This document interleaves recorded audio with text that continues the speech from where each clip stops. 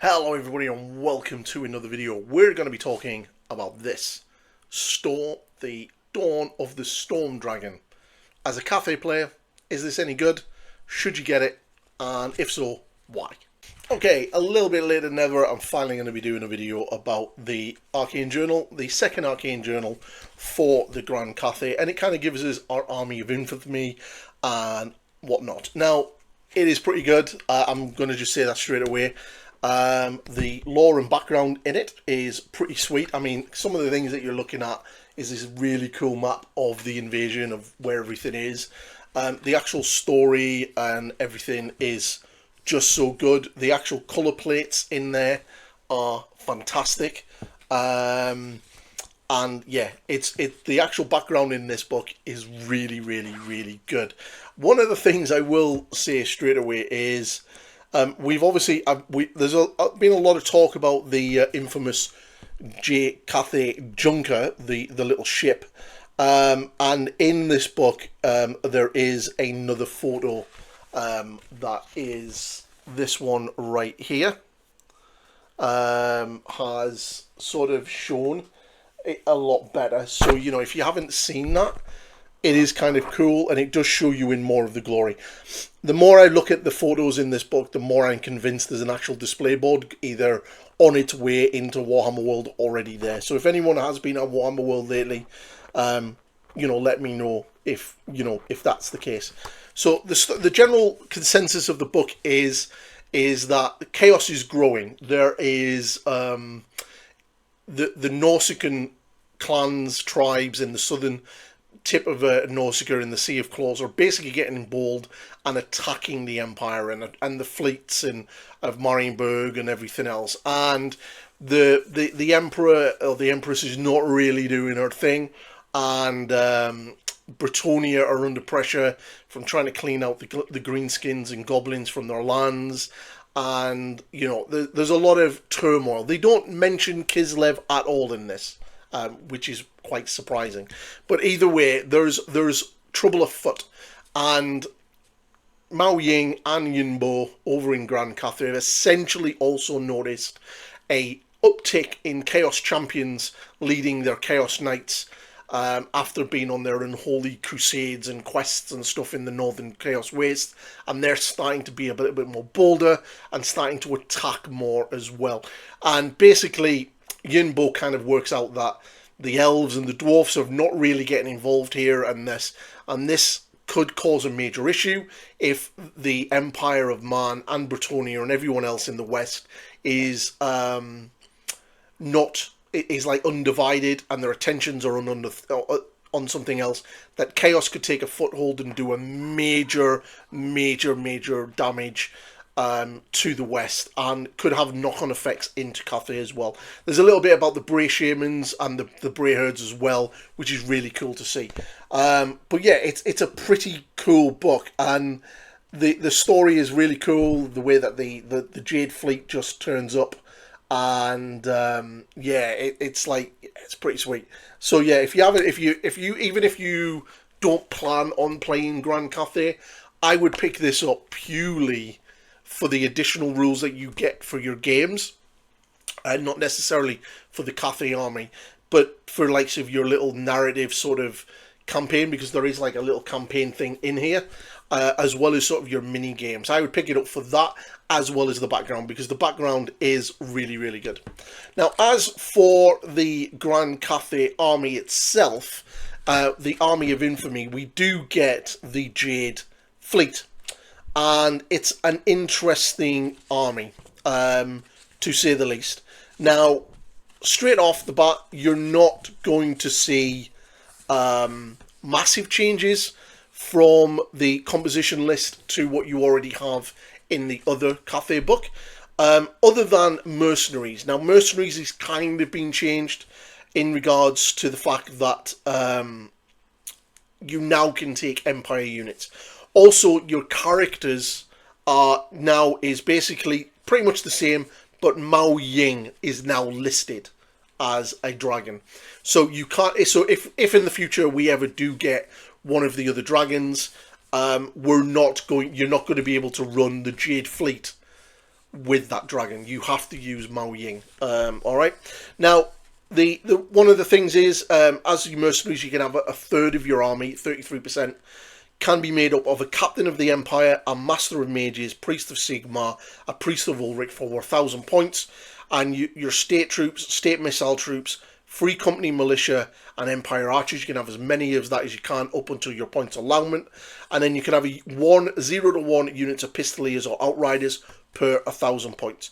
Note that mercenary units within the Jade Fleet are not subject to the misbehaving mercenaries rule, which is kind of cool. Now, there are some really cool things that this allows you to do. One of the things straight away is you get a master mage, which means you can essentially have mages walking around amongst your Cathay army rather than having it mounted on a big dragon monster like the Shuriken Lord, which is really good, especially considering that outside of 2 models, we don't really have access to magic any other way.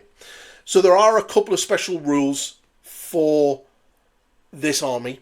So you've got the black powder. So the first time a unit of Jade Fleet army that is armed with handguns, so this is your state troops, pistols or brace of pistols, repeater handguns or repeater pistols, the range of those weapons increased by 3 inches. So basically what this is to represent is that the Empire troops have joined the Cathay armies, and Cathay have given them better gunpowder to give them an extra 3 inches. So pretty good. So it's kind of encouraging you to get hold of some state troops. As a Cathay player, I'm very tempted to do it because I quite like the Empire, and I've always had a bit of a soft spot about doing an Empire army, but just never done it. So you've also got mercenary handgun drill. So once per game until each unit or detachment of state missile troops in a Jade Fleet army can fire with 1 additional rank. So you can, 1 times you can open up with 2 ranks. Kind of sweet. You've got Unity and Harmony, and this is the one that I really quite like. Any unit of Jade Warriors or Jade Lancers within 3 inches of a friendly mercenary unit may reroll hit rolls of 1 during the combat phase. So any mercenary units, bear that in mind.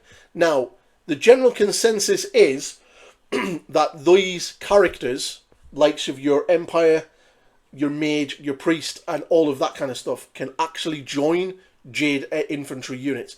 So you could essentially have a Mage in a unit of Jade Warriors, giving them that reroll, reroll the hit rolls of 1 because it's there within 3 inches. You can also then give that Mage the spell law that allows you to cast Ethereal on there, and then there's a banner in here that allows you to get +2 combat resolution as well. So you can pretty much be really, really tanky and pretty scary. And you're getting reroll hit rolls of 1. You're getting reroll saves of 1. You're ethereal as well, and all of that good stuff. So it's some nice little things that you can do. Now, the controversial rule, and this is pretty controversial. So war balloons, 0 to 1 sky lanterns per 1,000 points may be given the ambush special rule for 15 points. Like a sky lantern needed any additional rules. I'm going to be having a video on the sky lanterns coming next week, so we're going to be breaking them down and having a look at just exactly what makes these things absolutely nuts, and why most tournament organisers are limiting it to 2 per army. So in addition, once per game, a sky lantern held in reserve may re-roll the dice when rolling to determine if it arrives as a reinforcement or is delayed. So yeah, you basically pay 15 points, you get an ambush. Yeah, it's pretty nuts. I don't think they needed this at all. Let's not lie, that's a bit much. Now, as for the weapons, you do have quite some new weapons that you're kind of going to be giving to your arsenal of options. For your Cathay army, you've got a couple of decent swords. You've got the Sword of Reason, which is 65 points, gives you +2 strength, -2 AP, killing blow, magic attacks, and requires 2 hand, and killing blows trigger on a 5+ rather than a 6, which is pretty decent. You've got the Brazen Blades, which is 50 points, again +1 strength, -1 AP.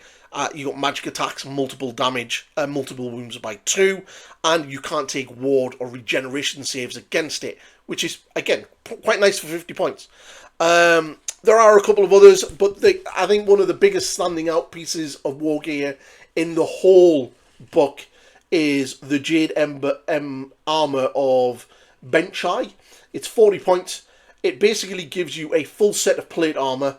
In addition, the wearer has a Jade armor as a 5-up ward save against all wounds suffered. So it doesn't matter what's hitting you, you get a 5-up ward save with it. And your magic resistance -2 as well. That is a lot for 40 points. I can see this being put on a lot of models because it's pretty sweet. Obviously, you also have your magic standards, and for me, the one that really stands out, and I would probably use a lot, is the Jade Banner for 40 points, and it gives you combat +2 to your combat resolution, which is really good. Also, adding in a War Banner for the +1 combat resolution, you can essentially put a Gate Master with this banner for 40 points in the unit, give the unit the War Banner, and then get +3 combat resolution, then have the mage in there making him ethereal and all of that good stuff. You could make a really, really tanky unit just by stacking all of that up. So yeah, and then a couple of units of halberds on either side as detachments, or state gunners. You know, a little couple of handgunners. So you've got really solid infantry in the middle that are really quite tanky, and then you've got some handgunners working in the detachment role on either side, which could be quite good. Obviously, you know, people are probably going to find ways around that and absolutely bust you, but still, I think that's kind of cool and really thematic. There are a couple of talismans as well, which are pretty decent, but that's about it. And then we've got some enchanted items and some arcane items as well. There are some pretty good ones. I really like the Golden Lion for 25. The bearer of the Golden Lion on the unit may reroll any failed fear, panic, rally, or terror chests. Your leadership at a Cathay army isn't amazing. Let's be fair. So having that is pretty sweet. And then you've got a few others as well. But all in all, this is a really solid book. If you are a Cathay player, you're probably going to want it because it's going to give you additional options. If you're not wanting to run the mercenaries and lean into the Empire stuff, you're not really going to use the Jade Fleet. But there are elements in the Jade Fleet that you could really sort of abuse. I'll be interested to see tournament lists going forward. If that is the case, if this then becomes the de facto list that people use for the Cathay.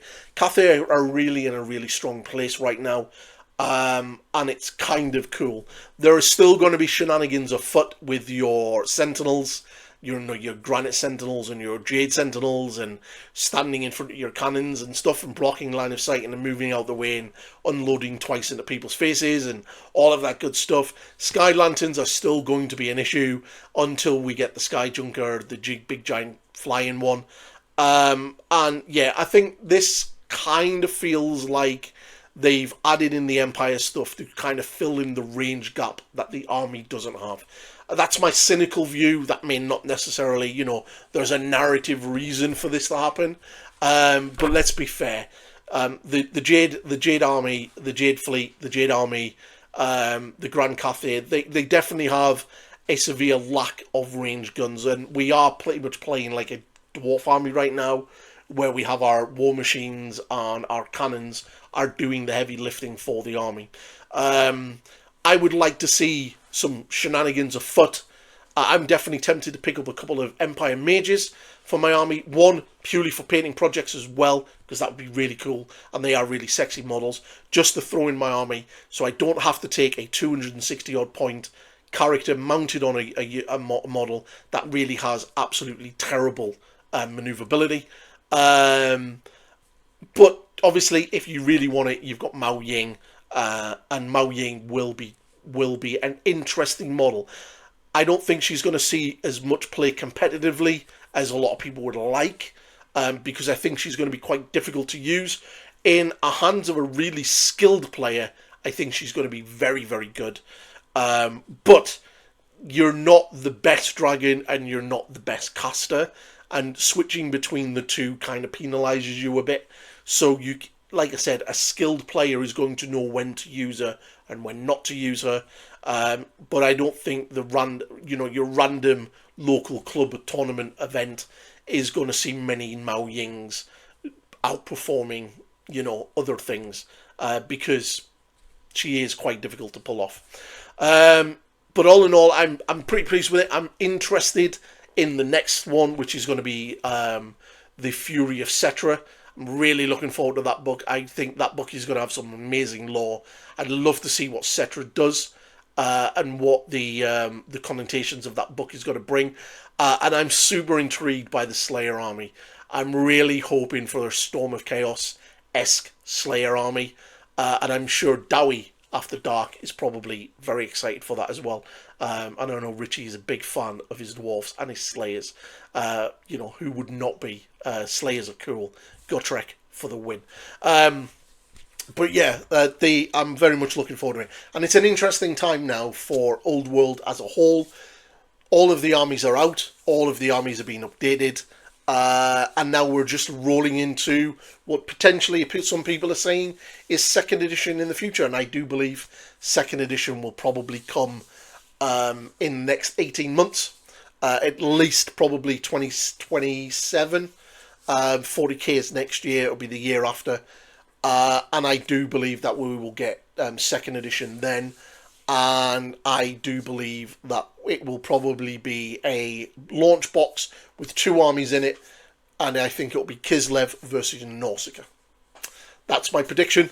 So you can clip that and hold that for me if I'm right. That's not based on any rumours or anything. That's just my general gut feeling is what I think is going to happen. But I think from now until then, we're going to get these. Lots of these. I think all of the other armies are going to get a 2nd Arcane Journal.